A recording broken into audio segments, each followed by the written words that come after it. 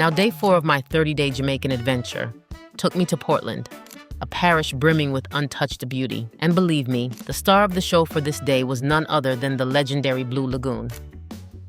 I got here by myself. So proud. It looks really nice. And there's no one here. It's been raining off and on, so I don't expect to see big crowds, which is wonderful. I can film, get lots of content to share with you. For me, it was an easy drive from the Tim Bamboo Hotel. This spot is free to access, which is always a plus. Although you can throw in a donation if you're feeling generous. The Jamaica National Heritage Trust manages the Blue Lagoon, keeping it clean and well-maintained. You'll even find bathrooms and changing rooms there, along with vendors selling snacks and swimming gear. Oh, and don't worry, lifeguards are on duty too. While there's no official parking, a private lodge next door offers paid parking. Now let me tell you, my experience at the Blue Lagoon was better than I expected. A little heads up though, the hurricanes have unfortunately damaged the restaurant and bar, and they don't offer boating or rafting anymore. But don't you fret, because kayaking is definitely on the menu.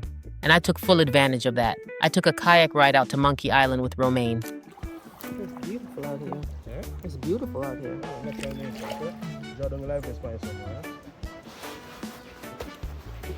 If you head there, make sure you ask for Romane when you get to the lagoon to get your kayak ride to Monkey Island.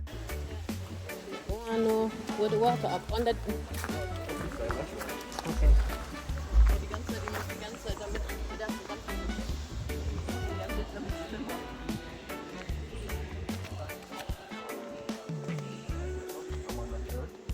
Oh, it come from under this, so? Okay. Come from under this, from the Blue Mountain.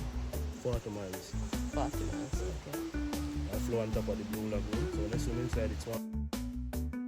Not only did he paddle us out, but he also showed me how to get that amazing limestone clay for massages. We even wrote my name in the clay and had a whole photo shoot out there. After that awesome kayak adventure, it was time to just soak it all in and go for a swim in the Blue Lagoon. And the water in there is something special.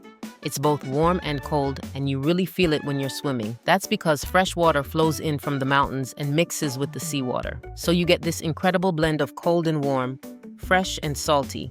It's a feeling like no other, not as heavy as beach water, but not as light as river water either. It just feels great, like it has some kind of healing power. Seriously, this place is a vibe. It's one of those gems that just makes you fall even more in love with Jamaica. Make sure you hit that subscribe button, and for more incredible journeys, walk good.